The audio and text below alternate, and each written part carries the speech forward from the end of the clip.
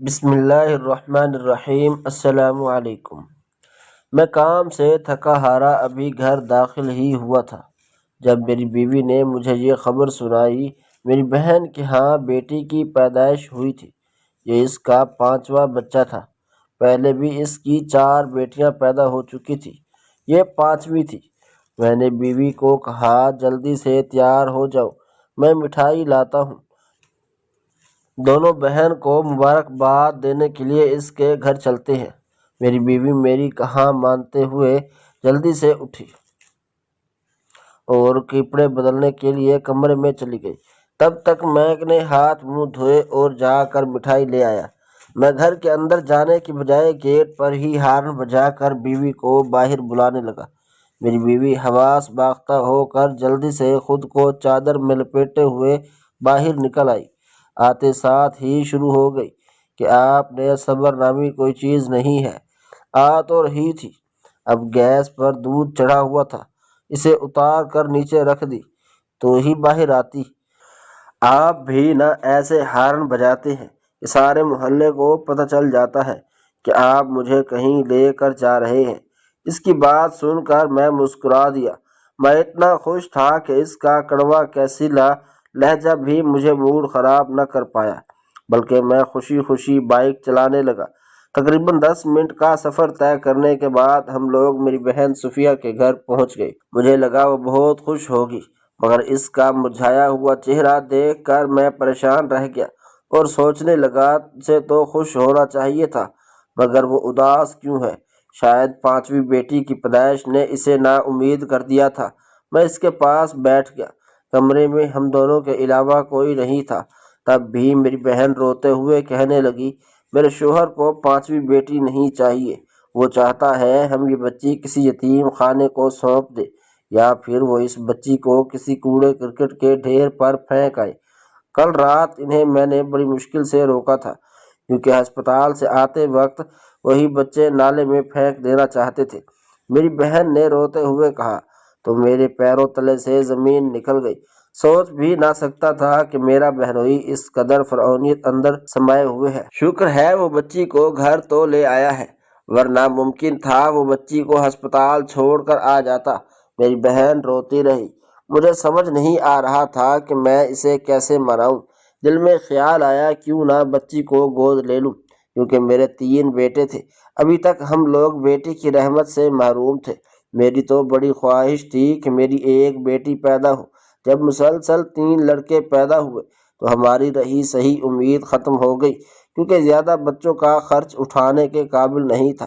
اس لیے چاہتا تھا کہ اتنے بچے بھی ہوں جتنوں کی اچھی سے پرورش کی جا سکے۔ یہی وجہ تھی کہ ہم نے بیٹی کی امید چھوڑ دی تھی۔ میں نے بہن کی پریشان صورت دیکھی تو دل میں ایک درد سا اٹھا۔ میرے ابا جان جب تک زندہ تھے انہوں نے کبھی بھی بیٹی کی آنکھوں میں آنسو نہ آنے دیا۔ اب ان کی وفات کے بعد میری بہن کے اتنے برے دن آ گئے تھے کہ وہ ہر وقت روتی رہتی اور اسے ہمیشہ اپنے نصیب سے شکوہ رہتا۔ اس وقت جس بات کا اس سے طوفان اٹھا کہ اس نے سب کچھ نصیحت و نبود کر دیا تھا، میں نے بغیر خرچے کے کوئی فکر کیے اپنی اس چھوٹی سی بھانجی کے اٹھایا، جس کی شکل و صورت خوب میری ماں کے جیسی تھی، اور اسے گود میں اٹھا کر اسے پیار کرنے لگا۔ ایسا محسوس ہوا جیسے وہ میری بھانجی نہیں بلکہ میری اپنی سگی بیٹی ہو۔ میں نے چور نظروں سے بہن کی طرف دیکھا جو چھت کو گھور رہی تھی۔ تب ہی میری بہن کو شوہر کمرے میں داخل ہوا۔ اس کے چہرے پر بیزاری واضح طور پر دیکھی جا سکتی تھی۔ میں بہنوئی کے چہرے کو گھورتا رہ گیا، یہاں تک کہ میری بہن شوہر کی عزت بھائی کے سامنے رکھنے کے لیے بول پڑی کہ میرے شوہر کے ایک دوست ہیں، وہ اولاد ہے، وہ چاہتی ہے کہ یہ بچی گود لے لیں۔ میں جانتا تھا کہ میری بہن جن جذبات کے بوجھ تلے دب کر یہ بات کہہ رہی ہے، وہ وقت ہی اندر سے اس کا دل خون کے خنصورے رو رہا تھا۔ میں نے بہنوئی کو سمجھانا چاہا تو وہ الٹا مجھ پر غصہ ہوتے ہوئے کہنے لگا، تم 3 بیٹوں کے باپ ہو اس لیے ایسے بول رہے ہو، اگر یہی تمہاری 5ویں بیٹی پیدا ہوتی تو تم کیا کرتے؟ میں نے شرمندگی سے سر جھکا لیا۔ اس میں کوئی شک والی بات نہیں ہے کہ میں بھی 5ویں بیٹی پیدا ہونے پر اداس ہوتا، مگر میں کم از کم یہ نہ سوچتا کہ اپنے لخت جگر کو کسی اور کے ہاتھوں سونپ دوں، پھر وہ جو چاہے اس کے ساتھ سلوک کرے۔ مجھے جیسے انسان کو ایسی باتیں کہاں برداشت تھی۔ ہم جیسے لوگ تو وہ ہیں جو بیٹیوں کی پیدائش پر اداس تو ضرور ہوتے ہیں، مگر ان کی آنکھوں میں آنسو کا ایک قطرہ بھی برداشت نہیں کر پاتے۔ سچ کہتے ہیں بیٹیوں سے زیادہ بیٹیاں پیاری ہوتی ہیں، مگر والدین ان کے نصیب سے ڈرتے ہیں کہ نہ جانے ان کی زندگی میں آنے والا شخص ان کا ویسا خیال رکھ بھی پائے گا جیسے اس کے والدین رکھتے ہیں۔ نہ جانے انہیں علمی زندگی میں دخل ہونے کے بعد کن مشکلات کا سامنا کرنا پڑے۔ یہی وجہ ہے کہ والدین بیٹیوں کے پیدا ہونے پر اداس ہو جاتے ہیں، کیونکہ ان کو نہیں پتہ کہ ان کے بچے اپنے نصیب میں کیا لکھوا کر لائے ہیں۔ میں نے بہنوئی کو اپنے پاس بٹھایا اور تحمل سے اسے سمجھاتے ہوئے کہا کہ وہ ہرگز پریشان نہ ہو، میں نے ایک حل سوچ لیا ہے، بس 2 منٹ کے لیے اپنی بیوی سے مشورہ کر لوں۔ میرا بہنوئی کہنے لگا، تم بعد میں مشورہ کر لینا، فی الحال میرا دوست اس بچی کو لینے کے لیے آیا ہوا ہے اور میں انہیں منع نہیں کر سکتا۔ میں کہنے لگا، آپ ایسا نہیں کر سکتے، ہم لوگ ایک عرصے سے بیٹی چاہ رہے تھے، مگر خدا نے ہمیں اس نعمت سے محروم رکھا ہوا تھا۔ اب میں چاہتا ہوں کہ اپنی بہن کی بیٹی کو گود لے لوں تاکہ بیٹی کی کمی محسوس ہی نہ ہو۔ جب میرے بہنوئی نے میری بات سنی تو حیران ہو کر میری طرف دیکھتا رہا، پھر کچھ سوچتے ہوئے بولا، ٹھیک ہے تم اسے لے جا سکتے ہو، مگر ایک بات کا دھیان رہے کہ نہ تو خاندان میں کسی کو پتہ چلنا چاہیے اور تم اس بچی کو لیے کہیں دور چلے جاؤ تاکہ اس کا مجھ سے کبھی سامنا نہ ہو اور نہ ہی کبھی میں اس کی موجودگی میں خود کو مجرم محسوس کروں۔ لے جاؤ اسے اور کبھی میرے سامنے نہ لانا۔ میرا بہنوئی روتے ہوئے یہ کہہ کر کمرے سے نکل گیا۔ میں حیران ہو کر اپنی بہن کی طرف دیکھتا رہ گیا جو سر جھکائے رونے میں مصروف تھی۔ میں اس کا اتنا ہی ساتھ دے سکتا تھا، اس سے بہتر اور میں کون سا فیصلہ کرتا، اس لیے جو میرے دل میں آیا میں کر گزرا۔ کم از کم اپنی بیٹی غیروں کو تھمانے سے تو بہتر تھا کہ اسے میں اپنے گھر لے جاتا۔ میری بیوی میرے اس فیصلے پر کوئی سوال جواب نہ کرے، اس کے لیے میں نے غصے اور رعبدار آواز میں بیوی کو بلایا۔ وہ بھاگتے ہوئے میرے پاس آئی اور پوچھنے لگی، سب خیریت تو ہے؟ میں نے اسے کہا کہ میں نے اپنی بھانجی کو گود لے لی ہے، اٹھاؤ اس بچی کو اپنی گود میں اور یہ آج سے تمہاری بیٹی ہے، اس کے علاوہ میں تمہارے منہ سے ایک لفظ نہ سنوں۔ جب میں نے یہ کہا تو میری بیوی غصے اور پریشانی میں میری طرف دیکھتی رہ گئی، کہنے لگی، پہلے ہی اخراجات کے لیے خرچ پورا کرنا بہت مشکل ہوتا ہے، آپ مالک فیملی میں ایک اور فرد کا اضافہ کر کے ہماری مشکلات بڑھا رہے ہیں۔ ایسا مت کیجیے، ہمیں ہی بعد میں برا وقت دیکھنا پڑے۔ یہ بچی ہے، کل کو جوان ہوگی، پھر اس کی شادی کی فکر بھی ہمیں کرنی پڑے گی۔ جب میری بیوی نے یہ بات کہی تو مجھے غصہ آ گیا۔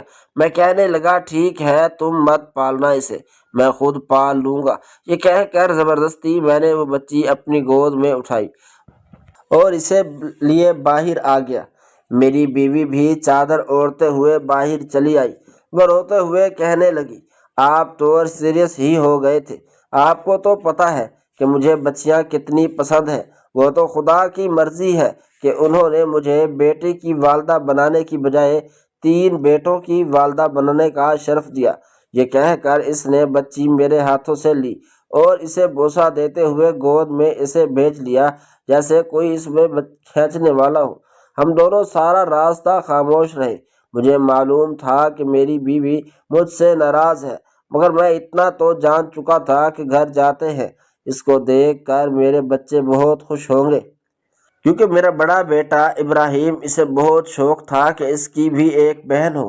وہ اکثر شکوہ کیا کرتا تھا کہ اس کی کوئی بہن کیوں نہیں ہے، کیونکہ اس کے دوست ابرار کی تو ایک بہن ہے جو اس کے ساتھ سکول آتی جاتی ہے۔ وہ دونوں بہن بھائی ایسے بہت پسند تھے۔ وہ اکثر شکوہ کرتا جاتا تھا کہ مجھے بھی بہن چاہیے۔ کئی بار وہ ہم سے لڑ جھگڑ چکا تھا۔ ہم تقدیر کے آگے بے بس تھے، اس معصوم بچے کو کیا سمجھاتے، اس لیے خاموشی اختیار کر لیتے۔ جیسے ہی ہم لوگ گھر پہنچے میرے بچے باہر ہی ہمارا انتظار کر رہے تھے۔ بڑا بیٹا گیٹ پر رکا ہوا تھا، اور باقی 2 شاید سو چکے تھے کیونکہ رات کے 10 بج چکے تھے۔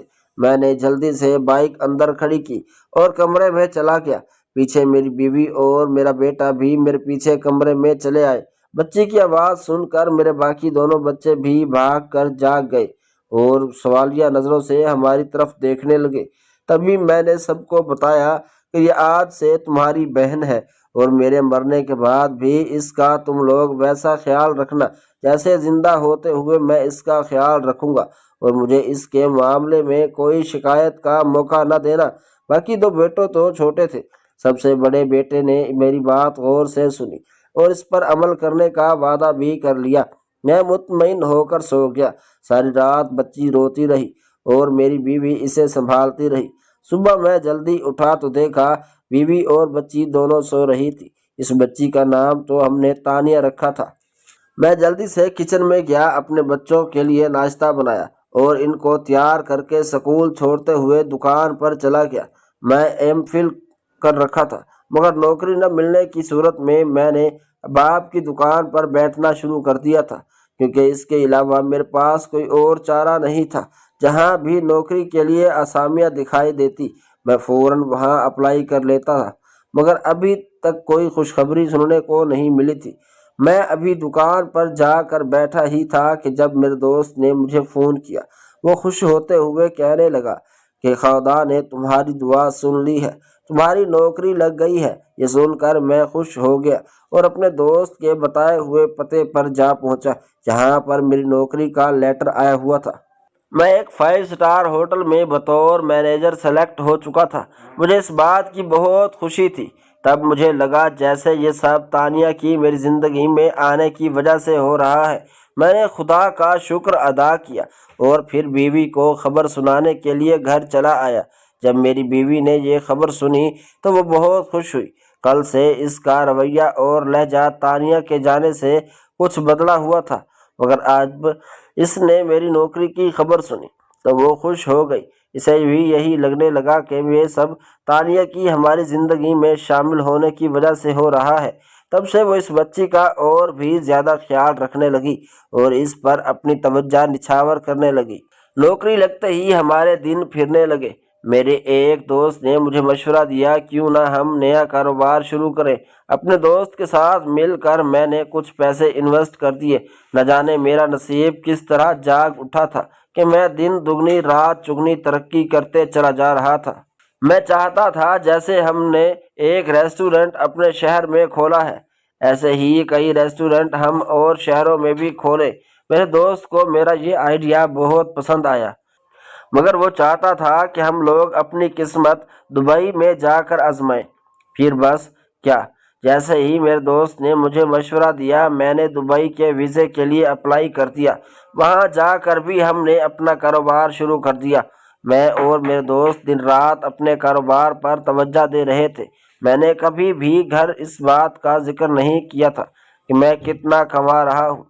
بس بیوی کو جتنے پیسے چاہیے ہوتے تھے میں اس کے پاس بھجوا دیا کرتا تھا۔ میں نے مستقبل طور پر دبئی رہائش اختیار کرنے کا سوچ لیا، کیونکہ جس روز میں تانیہ کو گھر لایا تھا اس روز ہی میرے بہنوئی نے مجھ سے یہ وعدہ لیا تھا کہ میں یہ شہر چھوڑ کر ہمیشہ ہمیشہ کے لیے ان کی نظروں سے اوجھل ہو جاؤں گا، تاکہ کبھی بھی ان کا سامنا تانیہ سے نہ ہو اور نہ ہی وہ اپنی بیٹی کا خود کو مجرم محسوس کرے۔ بس پھر کیا، خدا نے مجھے یہ شہر چھوڑنے کے لیے اشارہ دے دیا تھا۔ میں نے اپنے بچوں کو اپنے پاس بلا لیا۔ اب میرے بچے اور بڑے سمجھدار ہو رہے تھے۔ سارے بچے سکول جاتے تھے۔ تانیہ بھی اب سکول جانے لگی تھی۔ وہ بہت خوبصورت اور سمجھدار بچی تھی۔ کم عمری میں ہی اس کی والدہ نے اسے ہر کام میں طاق کر دیا تھا۔ اس کی ماں کی غیر موجودگی میں وہ خانسا کے ساتھ مل کر کھانا بھی بنا لیا کرتی تھی، حالانکہ وہ بھی 10 برس کی تھی۔ میں نے کبھی بھی اس بات سے انکار نہیں کیا کہ تانیہ کے آنے کی وجہ سے ہی میری زندگی میں بہت سی تبدیلیاں آئی، یا یوں سمجھ لیں کہ میں ترقی کے منازل طے کرتا گیا۔ میری بیوی نے بھی کبھی تانیہ کو یہ محسوس نہ ہونے دیا تھا کہ وہ اس کی سگی ماں نہیں ہے، بلکہ اپنے بچوں سے بڑھ کر اس نے تانیہ کو چاہا۔ میں نے بھی کبھی بہن کی خیریت دریافت کرنا نہ چاہا، کیونکہ اس کا گھر بچانے کے لیے ہی میں اس سے اتنی دور دبئی آ گیا تھا اور اپنی فیملی کو بھی یہی بلا لیا تھا۔ میری بیوی اکثر ذکر کرتی، مجھ سے درخواست کرتی کہ ہم لوگ پاکستان واپس چلے جائیں، مگر میں اس بات پر بضد تھا کہ اب پاکستان واپس نہیں جاؤں گا۔ کافی عرصہ ہماری بحث چلتی رہی۔ بچے بھی پاکستان جانا چاہتے تھے، مگر ہمارا وہاں ایسا کوئی رشتہ دار نہیں تھا جس کی خاطر ہم لوگ دبئی چھوڑ کر پاکستان آ جاتے۔ میرے ماں باپ وفات پا چکے تھے اور میری بیوی کی والدہ حیات تھی، جو اپنی بیٹی کے گھر رہائش پذیر تھی، کیونکہ ان کے اکلوتے بیٹے نے یہ کہہ کر انہیں گھر سے نکال دیا تھا کہ اب وہ ان کا مزید خرچ برداشت نہیں کر سکتے اور نہ ہی ان کی بیوی ان کا خیال رکھ سکتی ہے، تو اچھا یہی ہے کہ وہ اپنی بیٹی کے گھر چلی جائیں جو ان کا ہر طرح سے خیال رکھ سکتی ہے۔ بس پھر کیا، میری اکلوتی سالی روبینہ نے ماں کی خدمت کا بیڑا اپنے سر لے لیا۔ یہی وجہ تھی کہ پچھلے کئی سالوں سے میری ساس اپنی بیٹی کے گھر رہ رہی تھی اور اس کے بیٹے کا گھر بھی یاد آباد تھا، ورنہ تو اس کی بیوی نے کہہ دیا تھا کہ یا تو وہ اس گھر میں رہے گی یا پھر اس کی ساس۔ نہ جانے وہ عورت کیسی تھی۔ میں نے اپنی بیوی سمینہ کو کہہ دیا تھا کہ اگر وہ چاہے تو اپنی ماں کو اپنے گھر لے آئے، مگر اس کی بہن اپنی ماں کو اپنے گھر سے جانے ہی نہ دیتی تھی، اس لیے وہ ہمارے گھر رہنے آئی۔ کبھی کبھی عید کے موقع پر آ جاتی، مگر اکثر وہ بیمار رہتی تھی، اس لیے بھی کہیں آنے جانے سے کترایا کرتی تھی۔ دبئی آئے ہوئے مجھے 15 برس گزر چکے تھے۔ میرا کاروبار کروڑوں روپے کی مالیت رکھتا تھا۔ ایک روز بیوی نے ضد پکڑ لی کہ پاکستان واپس جانا ہے۔ وہ کافی عرصہ مجھ سے ناراض رہی، کیونکہ وہ چاہتی تھی کہ پاکستان چلے اور میں وہاں نہیں جانا چاہتا تھا۔ بالآخر بیوی کی سنتے ہوئے میں نے پاکستان کی ٹکٹ کروا لی۔ میرے تینوں بیٹے اور جو اب یونیورسٹی میں پڑھ رہے تھے، انہوں نے جانے سے انکار کر دیا۔ البتہ ہم اپنی اکلوتی بیٹی تانیہ کو لیے پاکستان آ گئے۔ ہم لوگ پہل تو اپنی آبائی گھر گئے، جہاں 15 برس پہلے میں نے اپنے ہاتھوں سے تالا لگایا تھا، کیونکہ تالے پر زنگ لگا چکا تھا، اس لیے چابی سے کھل نہیں رہا تھا۔ مجبوراً ہمیں اینٹ کے ذریعے وہ تالا توڑ کر اندر داخل ہونا پڑا۔ جیسا ہم چھوڑ گئے تھے وہ گھر بالکل ویسا کا ویسا ہی پڑا ہوا تھا۔ سارے گھر کی صاف صفائی کرنے کے بعد ہم لوگ شام کی چائے سے لطف اندوز ہو رہے تھے جب ہماری پڑوسن ہمارے گھر چلی آئی۔ خواتین کی محفل جم چکی تھی، ایسے میں مجھے وہاں سے اٹھ کر باہر جانا پڑا۔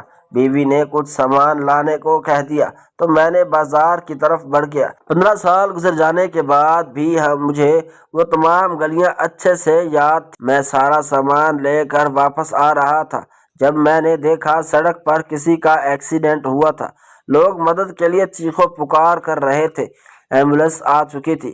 اس آدمی کو ہسپتال لے جایا جا رہا تھا۔ ہمدردی کے تحت میں آگے بڑھا، کیونکہ کوئی بھی اس شخص کی مدد کرنے کو تیار نہیں تھا۔ میں نے ڈرائیور کو گاڑی کے ساتھ گھر بھیج دیا اور خود ایمبولینس میں اس آدمی کے ساتھ ہسپتال آ گیا۔ جب اس آدمی کے منہ سے سارا خون صاف کیا گیا تو میں یہ دیکھ کر دنگ رہ گیا۔ وہ کوئی اور نہیں، میرا بہنوئی تھا۔ میں اس کے ہوش میں آنے کا انتظار کرنے لگا۔ جیسے ہی ڈاکٹر نے بتایا کہ وہ زندہ ہے، بس زیادہ خون بہہ جانے کی وجہ سے کمزوری ہو رہی ہے، اس لیے ہم نے انہیں نیند کی انجیکشن لگا دیا ہے، چند گھنٹوں میں ہی انہیں ہوش آ جائے گا۔ ڈاکٹر کی بات سن کر مجھے ہوشی ہوئی کہ میری بہنوئی کو زیادہ چوٹیں نہیں آئی۔ اگر اسے کچھ ہو جاتا تو میری بہن اور اس کی بچیوں کا کیا ہوتا؟ میں 6 گھنٹے وہیں بیٹھا رہا۔ بیوی کی بار بار کال کیے جا رہی تھی تو میں نے اسے بتا دیا کہ میں ہسپتال میں ہوں، ایک دوست کا ایکسیڈنٹ ہوا ہے، جیسے ہی فارغ ہوتا ہوں گھر پہنچ جاؤں گا۔ میری بیوی بہت سمجھدار تھی، وہ سمجھ گئی اور اس نے دوبارہ فون کا نہ کیا، البتہ یہ کہہ دیا جیسے ہی میں وہاں سے فارغ ہو اور گھر کے لیے نکلوں تو اسے اطلاع کر دوں۔ اگلے 5 گھنٹے بعد میری بہنوئی کو ہوش آ گیا۔ وہ حیران ہو کر پہلے تو مجھے دیکھتا رہا، کیونکہ اسے بھی یقین نہیں آ رہا تھا کہ میں پاکستان واپس آ چکا ہوں۔ روتے ہوئے اس نے مجھے گلے لگایا۔ میں اسے اتنے عرصے بعد ملا تھا۔ میری آنکھوں میں آنسو تیرنے لگے، مگر میں نے خود پر قابو پا لیا۔ جیسے ہی انہیں ہوش آیا تو ڈاکٹروں نے کہا ہم مریض کو چھٹی دے دی ہے، آپ لوگ گھر جا سکتے ہیں۔ میں نے فوراً ڈرائیور کو فون ملایا، وہ گاڑی لے کر ہسپتال پہنچ گیا۔ میں نے بہنوئی کو سہارا دیا اور اسے کار میں بٹھایا۔ میری کار دیکھ کر میرا بہنوئی کہنے لگا، تمہارے پاس اتنا پیسہ کہاں سے آیا؟ تبھی میں مسکرانے لگا اور کہنے لگا، آپ نے ہی تو مجھے اس خزانے کی چابی دی تھی۔ میری یہ بات سن کر میرا بہنوئی حیران ہو کر میری جانب دیکھنے لگا۔ تبھی میں اسے بتانے لگا، یہ سب تانیہ کی وجہ سے ہو رہا ہے۔ جب سے وہ ہماری زندگی میں آئی ہے، میں ترقی کی وہ منازل طے کر رہا ہوں جو میں نے کبھی خواب میں بھی نہیں سوچی تھی۔ آج میں جتنی بھی دولت اور جائیداد رکھتا ہوں، وہ سب کا کریڈٹ میری بیٹی تانیہ کو جاتا ہے۔ وہ واقعی بڑی اچھی نصیب والی تھی، اس کی وجہ سے ہمارے نصیب چمک اٹھے ہیں۔ میری یہ کہنے کی دیر تھی جب میرے بہنوئی کے تیور بدل گئے۔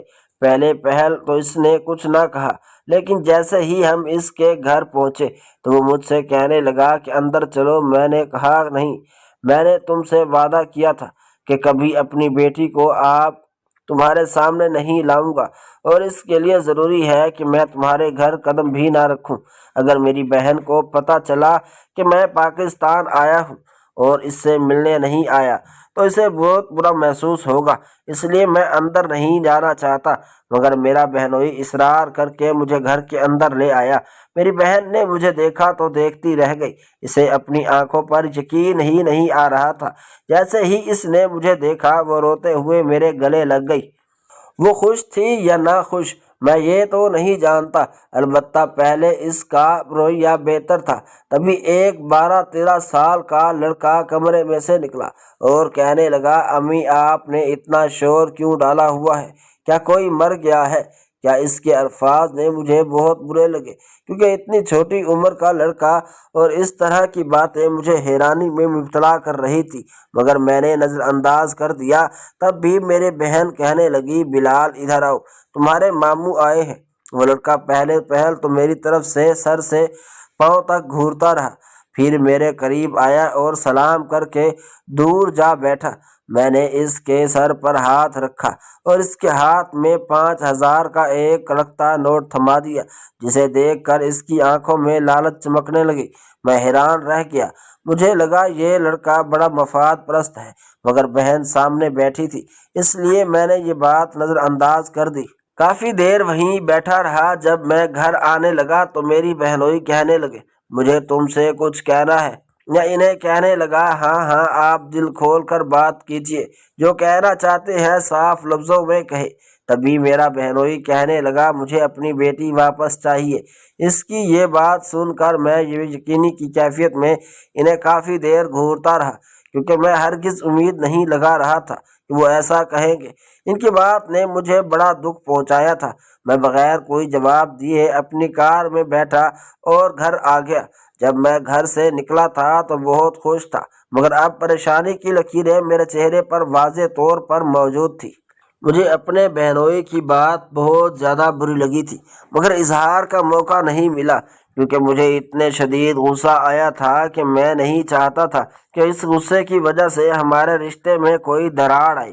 ویسے بھی ہمارا رشتہ بہت نازک تھا، میں نہیں چاہتا تھا کہ ذرا سی تناؤ ہم دونوں کو ایک بار پھر ایک دوسرے سے دور کر دے۔ اس میں کوئی شک نہیں کہ آج میں جتنی بھی ترقی کی ہے وہ سب میری بیٹی کے نصیب سے ہے، اور میں اب اپنی بیٹی اس آدمی کو نہیں تھمانا چاہتا تھا جس نے اسے 15 سال پہلے ٹھکرا دیا تھا۔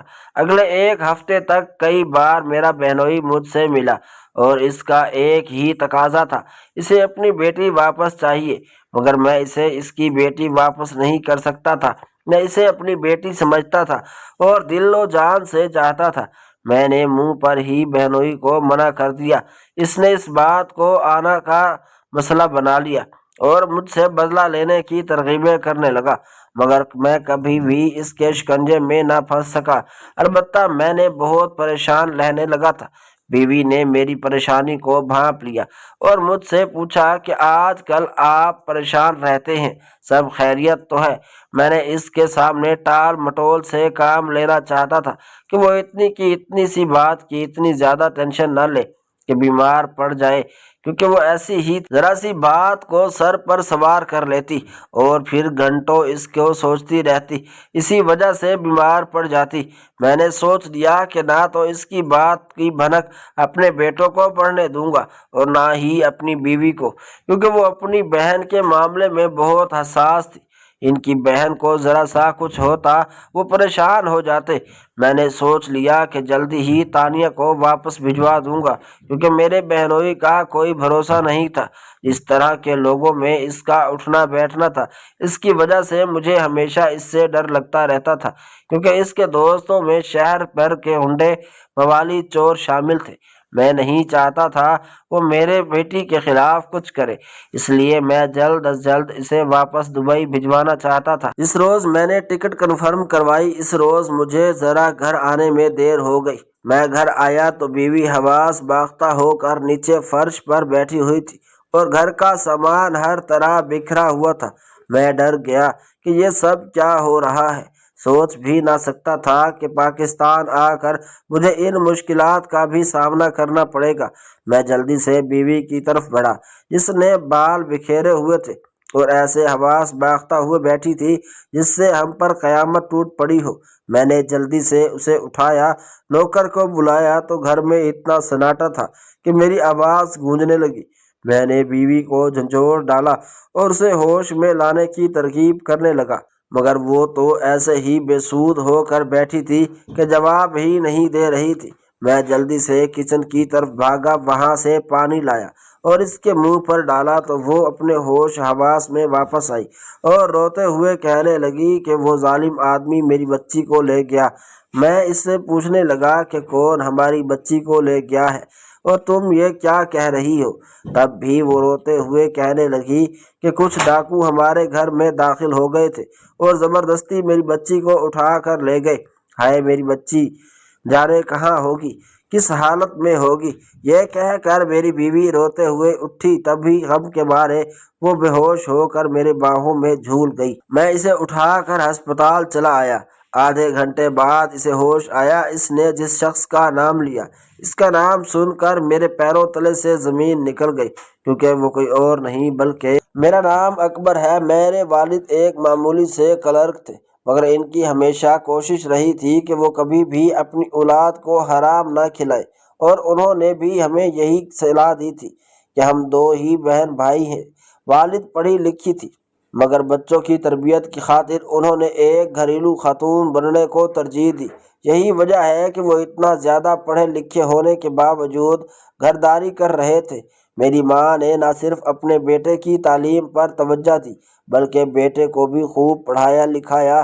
وہ جب تک زندہ رہیں انہوں نے ہر ممکن کوشش کی کہ ہم دونوں بہن بھائیوں میں اختلافات کوٹ کوٹ کر بھری ہوئی تاکہ ہم معاشرے میں تبدیلیاں لانے میں ایک اہم کردار ادا کر سکیں۔ میرے والد نے قلیل آمدنی کے ہونے کے باوجود ہمیں خوب پڑھایا لکھایا، یہاں تک کہ گھر میں 2 وقت کی روٹی کھانے کو میسر نہیں تھی، اور میرے والد نے مجھے ایم فل تک پڑھایا۔ میری بہن نے بھی ایم ایس کی تھی۔ اس کے بعد اچھا رشتہ آنے پر اس کی شادی کر دی گئی۔ اس کے شوہر بظاہر تو ہر لحاظ سے اچھا انسان تھا، مگر اس کی دوستی کچھ ایسے لوگوں سے تھی جو ہمارے معاشرے میں اچھی نظر سے نہیں دیکھے جاتے تھے۔ اس بات کا اندازہ مجھے ان لوگوں کی شادی کے بعد ہوا تھا، مگر اس کا شوہر اچھا تھا، ہمیں اور کیا چاہیے تھا۔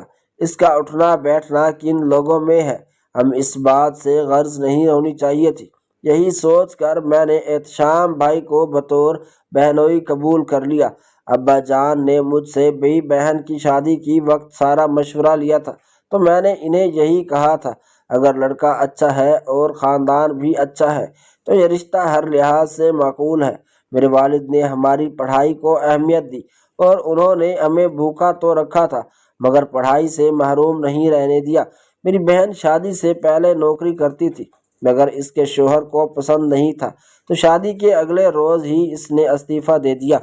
مجھے احتشام بھائی کی یہ بات پسند نہیں آئی تھی کہ ان کی بیوی پڑھی لکھی اور سرکاری نوکری ہونے کے باوجود استعفے دے چکی تھی، اور وہ بھی ان کے کہنے پہ، حالانکہ آج کل مہنگائی کا دور چل رہا ہے کہ جب تک دونوں نہ کمائیں گھر نہیں چلتا۔ میں نے بہنوئی کو بہت سمجھایا، بہن بھی یہی چاہتی تھی کہ وہ نوکری کو جاری رکھے، مگر بہنوئی نے اس قدر مجبور کیا کہ ہم لوگ خاموش اختیار کرنی پڑی۔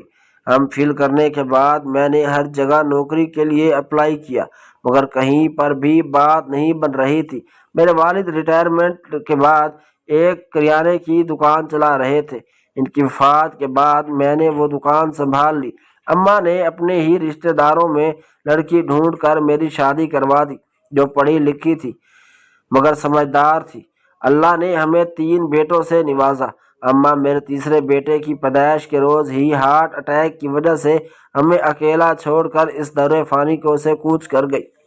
اماں کی وفات پر میں بہت رویا تھا، کیونکہ وہی وہ عورت تھی جنہوں نے دن رات سلائی کر کے ابا کا ہاتھ بڑھایا تھا تاکہ ہماری تعلیم میں کوئی کسر باقی نہ رہے۔ انہوں نے ہمیں بہت محبت سے پالا تھا اور ہم بھی اپنا فرض ادا کرتے ہوئے ان کے آخری وقت میں ان کی خوب خدمت کی تھی۔ پہل تو میں اپنی قسمت سے مایوس ہو چکا تھا، مگر جب سے میری زندگی میں میری بیٹی تانیہ آئی تب سے تبھی تو ہم لوگ ترقی ہی کرتے گئے۔ لوگ میری ترقی کا راز پوچھتے تھے تو میں نے انہیں یہی کہتا، یہ سب میری بیٹی کے نصیب کی وجہ سے ہو رہا ہے۔ جب میں بیوی کے اصرار کرنے پر پاکستان واپس آیا تو میرے بہنوئی مجھے ملا۔ وہ تقاضا کرنے لگا کہ میں اس کی بیٹی اسے واپس کر دوں، کیونکہ اسے یہی کہنے لگا تھا کہ یہ ساری دولت میری بیٹی کے نصیب سے ہے اور اگر میں اسے واپس لے آؤں گا تو یہ سب اس کا مقدر بن جائے گا، مگر ایسا کچھ نہیں تھا۔ وہ نا امید ہی رہا۔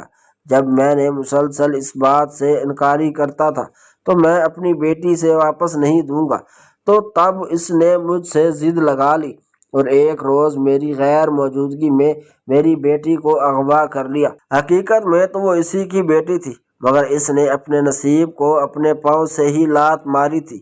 وہ تو اپنی بیٹی کسی اور کو تھمانے والا تھا۔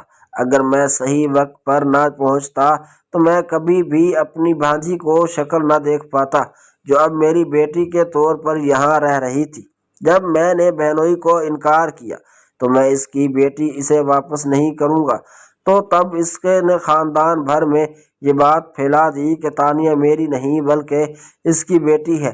اس بات سے مجھے کچھ لوگ واقف تھے، مگر زیادہ تر لوگ اس بات سے انجان تھے۔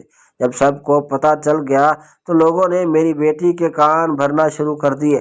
وہ بیچاری بچی بوکھلا کر رہ جاتی۔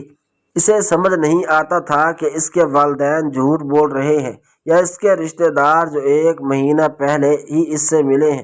میں نہیں چاہتا تھا کہ کبھی بھی میری بیٹی کو یہ پتہ چلے کہ وہ ہماری سگی اولاد نہیں ہے، اور اس لیے میں کوشش کر رہا تھا کہ ہم لوگ جلد از جلد دبئی واپس چلے جائیں، مگر میرے ٹکٹ کروانے سے پہلے ہی احتشام بھائی نے میری بیٹی کو میرے گھر سے میری بہن اتنی 4 بیٹیاں تو بیاہ چکی تھی، اب اس کا ایک بیٹا تھا جو شاید 12 یا 13 برس کا تھا۔ اس کی شادی میں ابھی وقت تھا۔ نہ جانے کیوں میری بہنوئی اپنی بیٹی واپس لینا چاہتا تھا، حالانکہ ان کی مرضی سے ہی میں نے اسے گود لیا تھا۔ اب جب ہمارے دلوں میں اس کے لیے ایک خاص مقام بن چکا تھا، وہ لوگ چاہتے تھے کہ ہم اس سے تانیہ واپس کر دیں۔ میں مرتے دم تک ایسا نہیں ہونے دوں گا۔ میں نے اپنی بیوی کو اپنا آخری فیصلہ سنا دیا۔ وہ کہنے لگی، یہ نہ ہو وہ آدمی ہمیں نقصان پہنچائے۔ میں نے اسے کہہ دیا کہ وہ جو کرنا چاہتا ہے کرے، مگر میں اپنی بیٹی اس نشئی کو ہرگز نہیں سونپوں گا۔ حال میں ہی مجھے پتہ چلا کہ میرا بہنوئی نشہ کرنے لگا ہے، اور وجہ برے دوستوں کی صحبت تھی جنہوں نے اسے بگاڑنے میں کوئی کسر باقی نہ رکھی تھی۔ جب میری بیوی نے مجھے بتایا کہ ہمارے گھر چوروں کے ساتھ داخل ہونے والا کوئی اور نہیں بلکہ میرا بہنوئی تھا، تو میں نے اسے فوراً پولیس کو اطلاع کی۔ انسپکٹر جلال چند حوالدار کے ساتھ ہسپتال کی کارروائی کے لیے آئے۔ میری بیوی نے انہیں سب کچھ سچ بتا دیا۔ ان لوگوں نے احتشام بھائی کو ڈھونڈنا شروع کر دیا۔ 24 گھنٹے بعد ہمارے پاس یہ خبر پہنچ گئی کہ تانیہ مل چکی ہے اور احتشام بھائی کو قید کر لیا گیا ہے۔ بیٹی کو پا کر میں بہت خوش تھا، مگر احتشام بھائی کے لیے مجھے بہت دکھ ہو رہا تھا۔ میں نے ہرگز نہیں چاہا تھا کہ کبھی بھی وہ میری وجہ سے جیل جا سکتے ہیں، مگر یہ ان کے کرموں کا پھل ہی تھا جو انہیں اب مل رہا تھا۔ مجھے لگا کہ اب سب کچھ ٹھیک ہو جائے گا، مگر پولیس والے پہلے ہی احتشام بھائی کی تلاشی میں تھے۔ وہ کب سے ان کے خلاف ثبوت ڈھونڈ رہے تھے، مگر وہ مسلسل ناکام ہو رہے تھے۔ مگر جیسے ہی میں نے ان کے خلاف FIR درج کروائی تو پولیس والے نے ایک غلط کیس میں احتشام بھائی کو پھنسا دیا۔ یوں انہوں نے عمر قید ہو گئی۔ میرا بھانجا جو ابھی کم عمر تھا، ان حالات سے ان کے ذہن پر اتنا گندا اثر ڈالا کہ وہ مجھ سے بدلے کے لیے منصوبہ بندی کرنے لگا، اور میں اس چیز سے لا علم تھا۔ بہن کا شوہر جیل میں تھا، تب سے میں نے ایک مخصوص رقم کا انتظام کیا تاکہ بہنوئی کے بعد میری بہن کو اس معاملے میں کوئی تکلیف نہ ہو۔ اپنی طرف سے میں ان کی ہر ممکن مدد کر رہا تھا، مگر میں نہیں جانتا تھا کہ یہ وجہ بنے گی کہ میری بیٹی کو زمانے میں ذلیل و رسوا کر دیا جائے گا۔ جب میری بہن کو علم ہوا کہ میرے بہنوئی نے کیا کارنامہ سر انجام دیا ہے تو وہ روتے ہوئے میرے پاس آئی اور مجھ سے معافیاں مانگنے لگی اور کہنے لگی کہ کس طرح احتشام کو جیل سے رہائی دلوا دوں، مگر اب بھی میں کچھ نہیں کر سکتا تھا۔ برے دوستوں کی صحبت انہیں اس کام تک لے آئی تھی، اس میں میرا کوئی قصور نہیں تھا۔ جس روز ہماری دبئی فلائٹ تھی، اسی دن میرے ایک دوست قاسم کا ایکسیڈنٹ ہو گیا۔ مجھے مجبوراً وہاں جانا پڑا۔ میری بیٹی اور بیوی شاپنگ کے لیے بازار گئے ہوئے تھے۔ جب میری بیوی کا فون آیا، وہ روتے ہوئے کہنے لگی کہ کسی آدمی نے ان کی بیٹی پر تیزاب پھینک دیا ہے۔ یہ سنتے ہی وہ جیسے محسوس ہوا جیسے میرے پیروں تلے سے زمین نکل گئی ہو اور آسمان ٹوٹ کر میرے سر پر آن گرا ہو۔ میں روتے ہوئے فوراً بیوی کی بتائی ہوئی جگہ پر پہنچا۔ وہاں جا کر دیکھا میری بیٹی درد کی شدت سے رو رہی تھی۔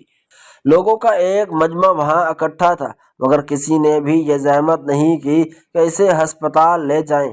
میں مجمع کو چیرتے ہوئے اپنے بیٹی تک پہنچا، اسے باہوں میں اٹھایا اور بھاگتے ہوئے کار تک لے آیا۔ ہسپتال پہنچتے ہی میری بیٹی کو ہوش آ چکا تھا، درد اور جلن کے مارے زور زور سے رو رہی تھی۔ یہاں آئے تو معلوم ہوا کہ تیزاب گردن اور کندھے پر آیا تھا۔ شکر ہے اس کا کہ چہرہ بچ گیا۔ میں نے ایک بار پھر FIR درج کروائی تو معلوم پڑا کہ میری بیٹی پر حملہ کرنے والا کوئی اور نہیں بلکہ میرا سگا بھانجا اور میری بیٹی کا سگا بھائی عبد الرحمن تھا، جس کو اس کے والدین کے زیادہ لاڈ پیار نے تباہ کر ڈالا تھا۔ وہ 14 سال کی عمر میں اپنے باپ کا بدلہ لینے کے لیے میری بیٹی پر حملہ کر چکا تھا۔ میں سوچ بھی نہ سکتا تھا کہ وہ ایک معصوم سے دکھنے والا لڑکا ایسا کام بھی کر سکتا ہے۔ جب پولیس نے اسے پکڑ لیا تو اس کو 10 برس کی جیل ہو گئی۔ والدین کا اکلوتا سہارا جو انہوں نے کتنی منتوں اور مرادوں کے بعد حاصل کیا تھا، بالآخر جیل کی زینت بن گیا۔ کسی نے سوچا تھا کہ میری بہن کو 5 بیٹوں کی ایک بیٹا ہوگا، وہ بھی اپنی زندگی کی قیمتی سال جیل میں گزار دے گا۔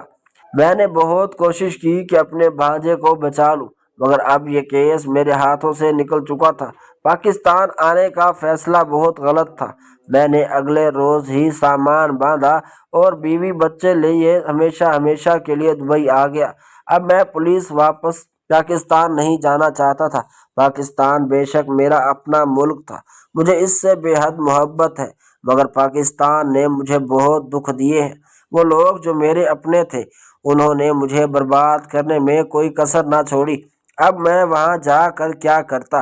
میں نے بیوی کو بھی سمجھا دیا کہ میں مر تو جاؤں گا لیکن پاکستان نہیں جاؤں گا۔ بیٹی کے ساتھ ہوئے حادثے کے بعد میری بیوی ویسے بھی حساس بن چکی تھی، اس نے میرا کہا مان لیا اور ہم لوگوں نے یہ فیصلہ کر لیا کہ کبھی پاکستان واپس نہیں جائیں گے۔ بہنوئی اور بھانجے کو سلاخوں کے پیچھے پہنچانے والا بھی میں تھا، اس لیے کبھی بھی بہن کی یاد سے غافل نہیں ہوا۔ اس کا خیال رکھنے کے لیے میں نے ہر ممکن جتن کیے۔ میں اس کے گھر کے ایک نوکرانی مختص کر دی جو اس کے سارے حالات مجھے بتایا کرتی تھی۔ میں ہر ماہ ایک معقول رقم اس کی طرف بھجوا دیا کرتا تھا۔ اس کا بیٹا جیل میں ملیریا کا شکار ہو کر مر گیا اور باپ یہ خبر سنتے ہی ہارٹ اٹیک سے مر گیا۔ یوں میری بہن کو 2 بڑے صدمے جھیلنے پڑے۔ اس سے مجھے بھی بہت بڑا سبق ملا۔ میری بہن پاگل ہونے کو آ چکی تھی۔ اس سے ہمدردی کرتے ہوئے میں پاکستان واپس آیا اور اسے اپنے ساتھ دبئی لے آیا تاکہ اس کا علاج کروا سکوں۔ آج بھی وہ ہمارے ساتھ رہتی ہے، مگر اس کا ذہنی توازن اب ٹھیک نہیں ہے۔ وہ گھنٹوں آئینے کے سامنے بیٹھ کر اس سے باتیں کرتی رہتی ہے۔ مجھے افسوس ہے کہ کاش میں اپنی بچی کو اگر بہنوئی کو تھما دیتا، یہ دن ہمیں دیکھنے نہ پڑتے، لیکن ہونی کو کون ٹال سکتا ہے۔